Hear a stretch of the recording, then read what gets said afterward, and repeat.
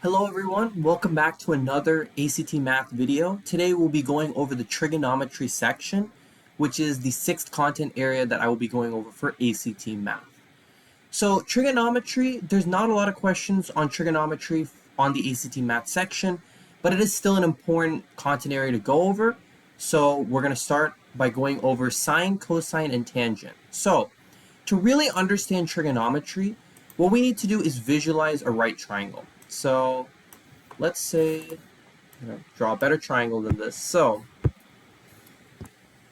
let's say we have a right triangle like this. So when we talk about trigonometry, we want to focus on what we call each sides of these right triangles. So we have the longest side of the right triangle, which we call the hypotenuse. All right. So this is always your largest side.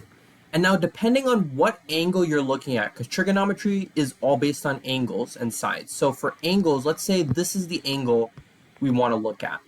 This is a theta sine. So the side that is closest to it, that's like bordering it, that's not the hypotenuse, this side, or the leg, it would be called adjacent, since it's adjacent to the angle. And then the one that is opposite from the angle, which is the leg that is not bounded by theta, that's called opposite. So now we get to the specific trigonometric ratios of sine, cosine, and tangent. So an easy way to remember these are SO, CA, TOA. So what does that mean? So let's talk about sine first. Sine theta is equal to opposite, that's what the O stands for, opposite over hypotenuse.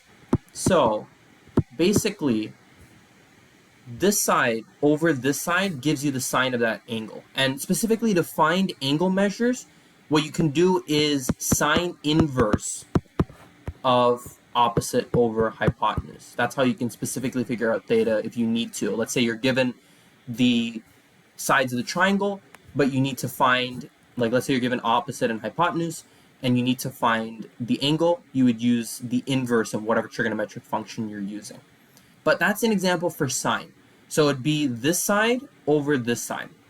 Now cosine theta, right? That would be cosine theta equals, we have, so opposite hypotenuse for sine.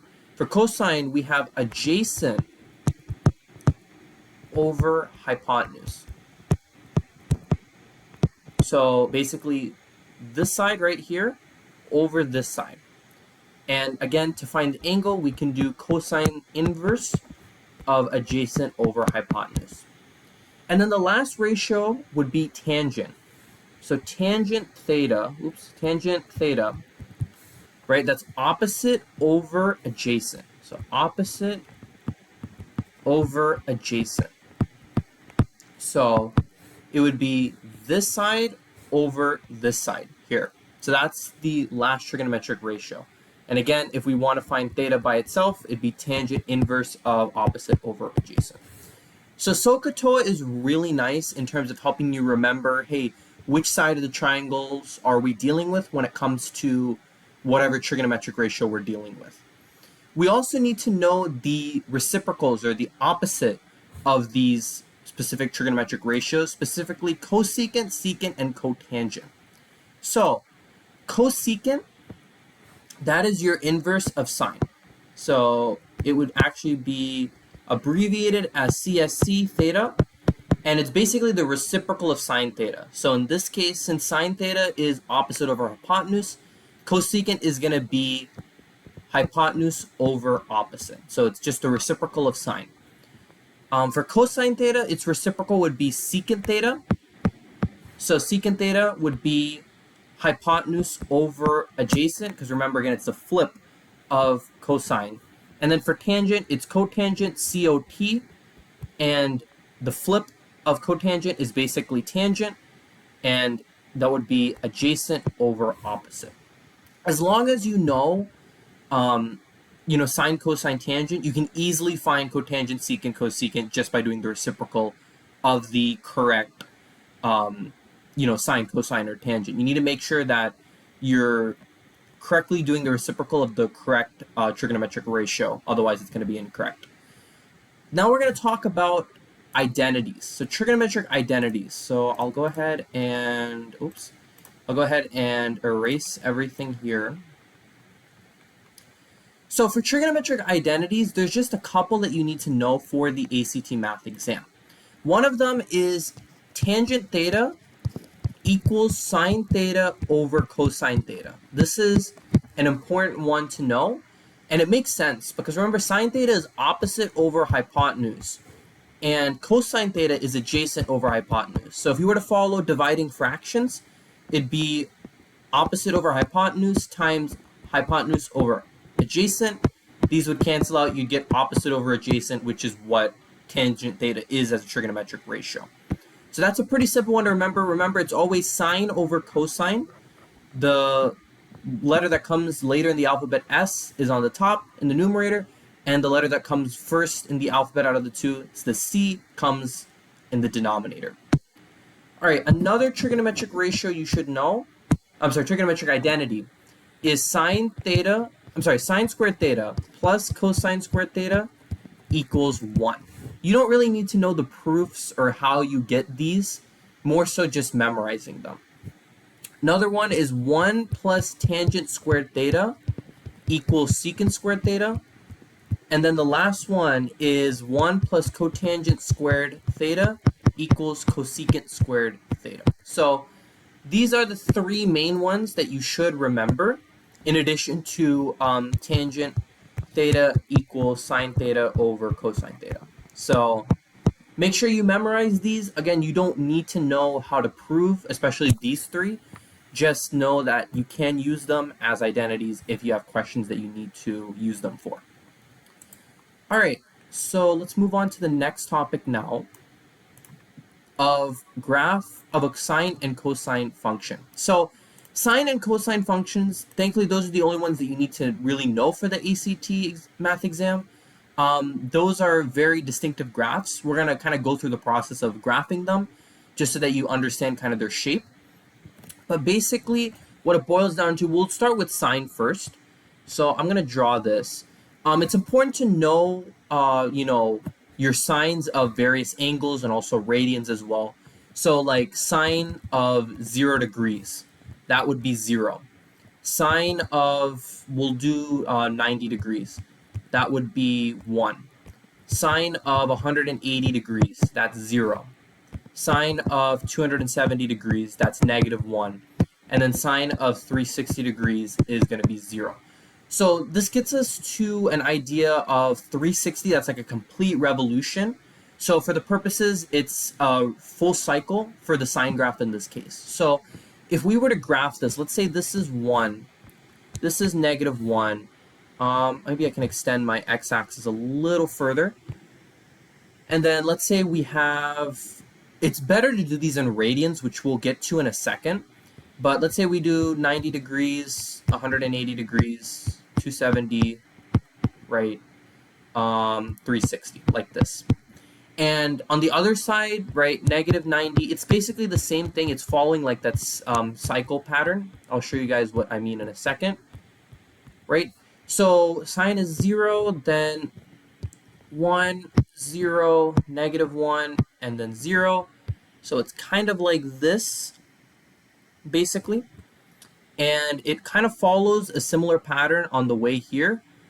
Be like -1, 0, 1, and 0. So like this. So it's like basically it's like a wave, basically. That's the word I'm looking for.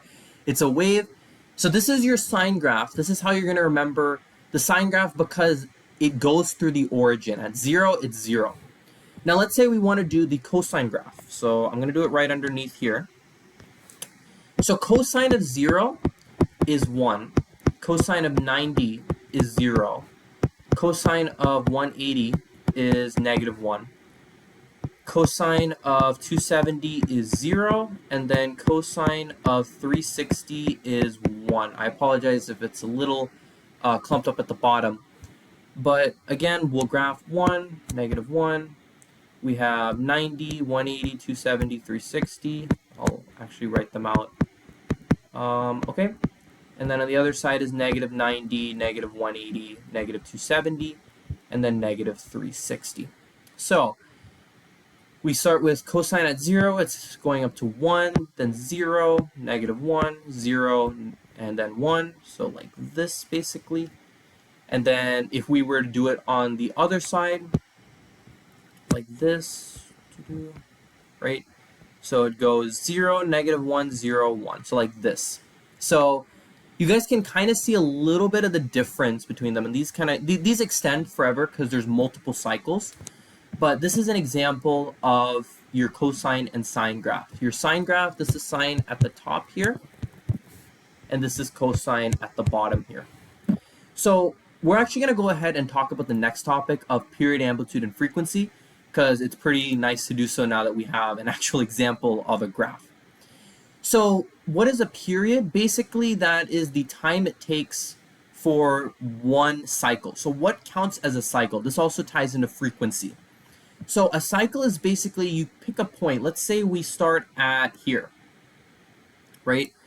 And we're basically seeing how long does it take for us to get back to that same point, right? After it goes up, it crosses the x-axis, it comes back down, and then it crosses back here. So this, basically this segment right here, this would count as a full cycle because it's going up, and then it's going down, and then it's returning to that point. Remember that these are cycles. So if we wanted to do one that, accurately kind of reflects, that you can see entirely on the screen, again, from this point, right? Let's say we use this point, right? We go down.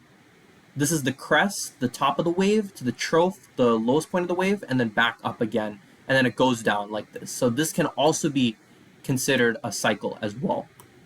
So that's what a period is. Amplitude is how high the graph rises at particular points. So like, as you can see, like here, this is the height of the wave, right? It'd be 1 in this case. And then you also have, the trough down here. This, again, same amplitude would be 1. The amplitudes are 1 for cosine and sine graphs. Those stay the same throughout. And again, frequency is the number of cycles that you have per second. So another thing to talk about is how can we determine, like, if we have an equation, right? Let's say we have, this is basically y equals sine x, right? So our amplitude can be determined by this number on the outside. So typically it'd be a sine bx. That would be the correct form of an equation for one of these graphs, for a sine graph, for example. This one is just sine x. But this number on the outside, this a term right here, that's your amplitude. So we set our amplitude here as 1, which makes sense, right? You can imagine for y equals sine x, it's basically a 1 on the outside. And then this b helps us figure out our period. Specifically, to do period, we'd use the formula period equals 2 pi over b, right? In this case, our period is going to be, since b, right, there's nothing here, our b is 1. So our period is basically going to be 2 pi. So every 2 pi, right, as it goes from, let's say, 0, right here, it goes up, and then it goes down, and then it comes back up. This is a period. This line right here, this one, right? So 2 pi would be our period here since, right, we have a 1 here, for example, for the b. So 2 pi over b, that would be your formula to figure out the period of any type of graph, whether it's a sine or a cosine graph. Sometimes you'll see like a plus c on the outside. That's just a vertical shift. So if it was like sine x plus 1, this graph would literally just be shifted up 1. So instead of it being at 0, 0, it'd be at 0, 1, and then it'd go up to 2, and then 1, and then back down to 0, then 1, then 2, like that. So apologies if it's a little bit confusing, but that's basically the idea that you're getting from these graphs. Again, you won't typically see this a lot on the ACT math exam, probably like a couple problems here and there, but this is the general idea behind it. All right, and then lastly, let's talk about radians in the unit circle. As I alluded to earlier, you want to try to kind of know how to convert between degrees to radians, but typically in terms of memorizing trig values, I'd really think it's cool to use radians. I think it's easier in terms of how you remember. And if you've taken calculus, you can agree with me on this. But basically, we have the unit circle. We can pretend that's a circle. So, right, we have, let's say this is the coordinate grid, right? So this is 0 degrees, this is 90, this is 180, this is 270, and then this can also be considered 360 or 0. It's the same thing, because remember, 360 degrees in a full revolution.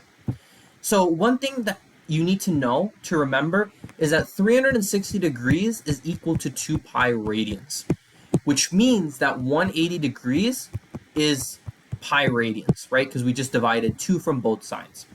So this helps you with converting between degrees to radians. Basically, when you're doing degrees, it's degrees times pi over 180 to get you 2 radians. And from radians, it's radians times 180 over pi to get you 2 degrees. They're interchangeable, but as long as you remember this, it will be pretty easy to convert back and forth between degrees and radians. So basically, what does that mean? That means at 0, right, we can either have it at 0 or 360, we said was 2 pi. We said 180 was pi. So 90 is half of 180. So this can be considered pi over 2. I'll write these in parentheses so it's a little easier to understand. Pi over 2. And then here we have basically, you can imagine it as if like we're counting up with like by halves. So like pi over 2, 2 pi over 2, 3 pi over 2 at the bottom here. And then 2 pi, which is the same thing as 4 pi over 2. So now we can kind of break this down. The unit circle has specific angle measures you should know: 30, 45, and 60. So let's first try to get these into radians first, right? So if we were to do 30 degrees, right? So 30 degrees times pi over 180, right? We get 30 pi over 180, which we can simplify to pi over 6.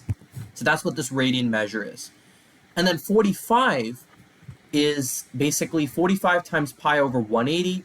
If we do 180 divided by 45, we're trying to cancel those out, right? So I'll write it out just to visualize it. Equals, we don't know the radians yet, right? So if we were to cancel these, like we did with multiplying fractions, right? 180 goes into 45 how many times? 4 times. So it'd be pi over 4. All right. And then for 60 over 180, that's going to be pi over 3, or 1/3 pi. So it's really important that you know these angles, because then you can apply it to any part of the unit circle, because these are called reference angles. So specifically, I do not believe you need to know like all the different trigonometric angles here, but in case, just to know like the sines and cosines of each is pretty important. So we said that cosine of 0 is going to be 1, right? And the same thing, cosine of 2 pi is 1. So let's say we want to do, and these are just for you to memorize, I'll just do 30, 45, 60, and then 90. So cosine of 30, well actually cosine of 45 is the easiest. Cosine of 45 is root 2 over 2. And if we were to do sine of 45, I guess I'll do the sines. Let me erase a little bit of this so it's not all cluttered up. Just a little more in here. Right, sine of 45 is going to be the same thing. It's also root 2 over 2. Cosine of 60, and then cosine of 90, right? Cosine of 90 is 0. Sine of 0 is 0. Sine of 90 is 1. So for cosine and sine of 30 and 60, this is how you remember it. And this is where I really like using radians, right? So it's 1/2 and root 3 over 2. That's going to be an answer to either any one of these. So either cosine 30, sine 30, cosine 60, sine 60, it's either 1/2 or root 3 over 2. So 1/2 is going to be cosine 60, pi over 3, because 1 over 1/2, you just remember that because it's pi over 3. And then sine 60 is root 3 over 2. And then it's the flip for the 30. So it'd be 1/2 for sine 30, and then root 3 over 2 for cosine 30. Again, you don't really need to worry about these too much. I don't think they're tested on the ACT as much, because that's more into pre-calc, but this is just a general idea in case you get questions about it. And again, you don't really need to worry about these other angles in the other sides of the unit circle yet. As long as you know the reference angle, the radian measures in the other quadrants will be the same in terms of their values, except If you're in the second quadrant, your cosine is going to be negative, right? Because negative x. If you're in the third quadrant, your cosine and your sine are both going to be negative because third quadrant, right? Negative x and negative y. And if you're in the fourth quadrant, your sine is going to be negative because your y is negative, and your cosine is going to be positive because your x is positive. Remember, cosine is always comparable to x, and sine is comparable to y in terms of coordinates. So, yeah, that is going to be it for the trigonometry session. I hope this was helpful. Make sure to leave a like and subscribe. And if you have any questions at all, do not hesitate to reach out and let me know. Thank you guys so much, and I will see you all in the next